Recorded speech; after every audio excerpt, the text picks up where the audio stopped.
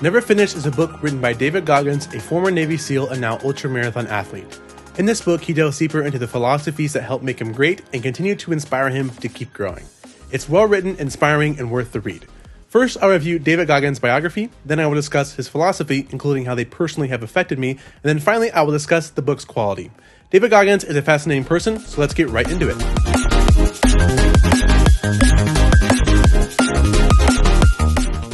David Goggins was born in Buffalo, New York to Trunis Goggins and Jackie Goggins. His dad, Trunis, owned a skating rink where he forced David to work long hours as a child. Goggins' father was also abusive and beat David and Jackie. After many beatings from Trunis, Jackie decided to take the children and leave for her parents' home in Brazil, Indiana.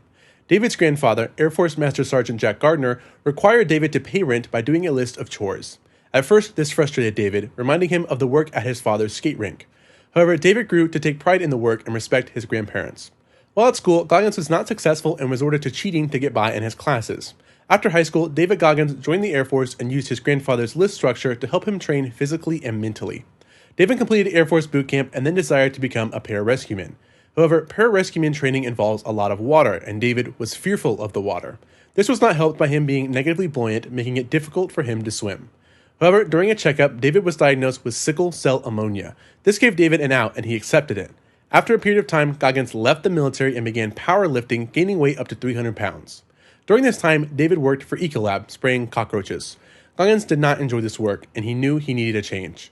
This is when Goggins came across a video of the Navy SEALs lifting boats and logs. This inspired David to rejoin the military and try to become a Navy SEAL. Goggins went to 8 recruiters, and 7 of them would not hear his case. Only the 8th would take a chance on Goggins, telling him he had to lose 100 pounds and pass the ASVAB with a special emphasis on mechanical comprehension. This all had to be done within 6 months, as Goggins would soon age out of training. Despite these challenges and Goggins' learning difficulties and his weight, he gritted his teeth and was able to overcome these challenges using a variety of techniques, thus qualifying him into Navy SEAL training. However, Goggins was not yet a Navy SEAL and had to complete the very difficult training. Goggins went through 3 hell weeks and suffered illness and injury. He even completed his last attempt with fractured shin bones. Thus, after many trials and tribulations, Goggins earned his Navy SEAL trident on August 10, 2001. But only a month later, 9/11 occurred, and David Goggins was deployed to Iraq with SEAL Team 5 as a SEAL instructor. In 2005, during Operation Red Wings, 12 Navy SEALs were killed. David Goggins personally knew these SEALs and wanted to raise money for their families. Goggins decided to participate in the Badwater 135-mile ultramarathon, but in order to qualify, David Goggins had to run 100 miles in under 24 hours. At the time, David Goggins was 250 pounds and a weightlifter and had under a week to prepare for the ultramarathon. Goggins was not ready, but this did not deter him, and early the morning of November 11, 2005, Goggins began the race. But after 71 miles, Goggins' body was falling apart. He was peeing blood and physically destroyed. But despite his pain, Goggins got up and completed the ultramarathon in under 24 hours, thus qualifying him for Badwater 135. Goggins went on to complete Badwater 135 and many more physical feats. He completed Army Ranger and Air Force Tactical Air Controller training. He completed ultramarathons like the Leadville 100 and the Moab 240. He also set the world record for pull-ups in 24 hours at 4,030. Among these many amazing feats, Goggins began sharing his wisdom. He became a motivational speaker and writer. He's helped millions of people and raised millions for different charities, including the Special Operations Warrior Fund and the Travis Manion Foundation. However, after suffering a bad knee surgery, it looked like Goggins' running career was going to be over. But after a risky surgery to install a metal plate into his leg, Goggins was able to regain some functionality. However, it was excruciatingly painful for Goggins. He fought through the pain, and only a few weeks out of surgery, David Goggins completed the Natchez 4x4 bicycle race. This inspired Goggins and gave him the hope that he could complete smoke jumper training, which required him to jump from airplanes and risk his knee. But Goggins is never finished and went on to complete the training and now splits his time working as a motivational speaker/writer in the winter and fighting fires as a smoke jumper in the summer.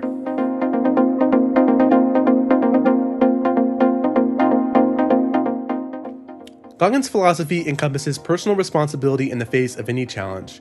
In addition to this ownership, he encourages the reader to push beyond their perceived boundaries, whether it be after they have conquered a challenge or some form of unjust suffering. Goggins demonstrates these points through the use of his personal story. Repeatedly over Goggins' life, he has faced many challenges, from an abusive father to multiple health problems. Within his life, Goggins never received a respite or apologetic statements. This led to resentment and the poopy pants mindset of those who suffer unjustly. But Goggins reminds us that ultimately no one is coming to save you, and that it is up to yourselves to take responsibility for our problems. This can sound brutal to some people, but reality itself is brutal. Life can be unfair and apathetic to what we may feel, and Goggins offers a way out of that pit of suffering through discipline and hard work.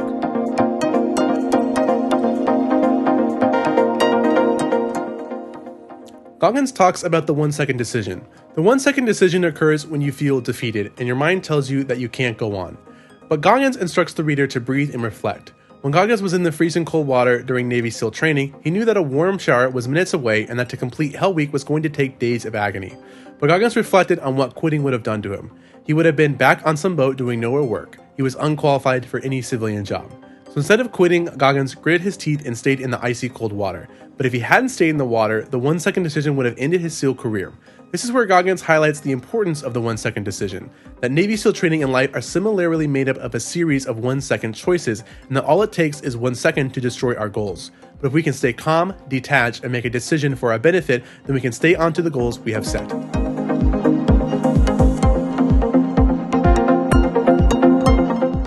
Goggins also teaches resilience and accountability. Throughout Goggins' life, he has never achieved anything immediately. It took him 3 tries to complete Navy SEAL training and multiple times to pass the ASVAB.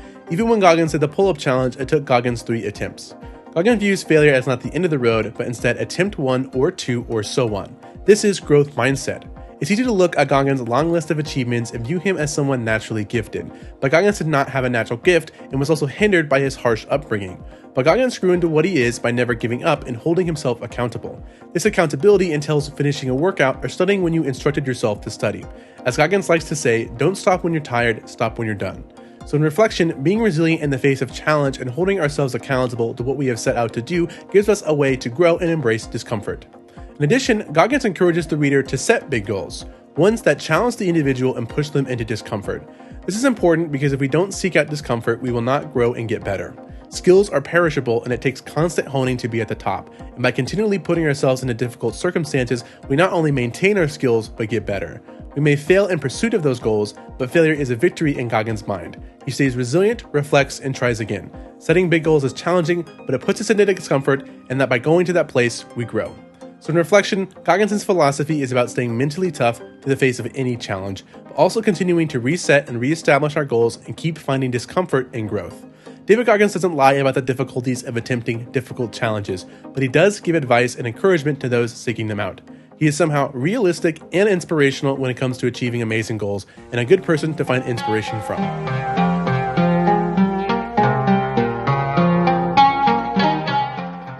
Personally, I have gained some valuable knowledge from this book and have applied many of the teachings to my personal life.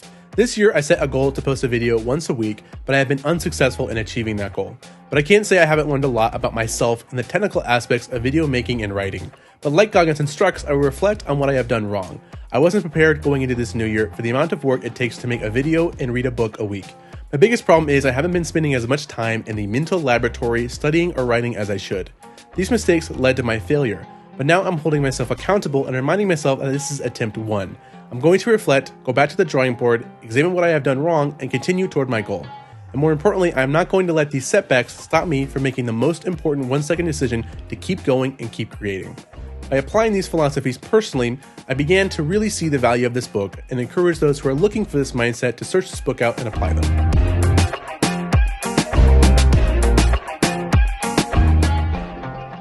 The book itself is high quality. I got the hardcover edition and its binding and pages are excellent.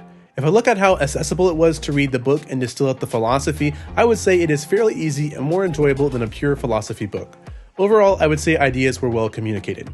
I can understand where the personal elements of the story might make people frustrated as they might be coming from completely scientific books, but Goggins' personal story to me is an emotional ride, and walking through Goggins' mind in the face of his issues is to me actually inspiring. I'd highly recommend reading the first book, Can't Hurt Me, before reading Never Finished. Can't Hurt Me is really a biography sprinkled in with some helpful advice and techniques. For example, at the end of each chapter, Goggins presents challenges for the reader. Never Finished gets much more into the mentality behind Goggins. Goggins is not some simple, push yourself very hard type of person. He has more depth. I think it's his amazing ability to turn around a difficult situation and sprint into problems. Not only that, but continue to search out his weakness and develop further as a person. Ultimately, driving people like Goggins challenge our status quo.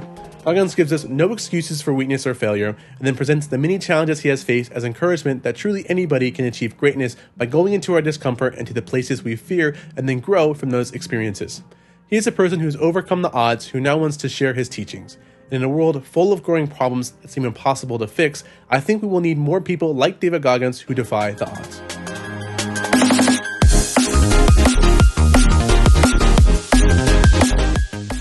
Thank you for watching this video.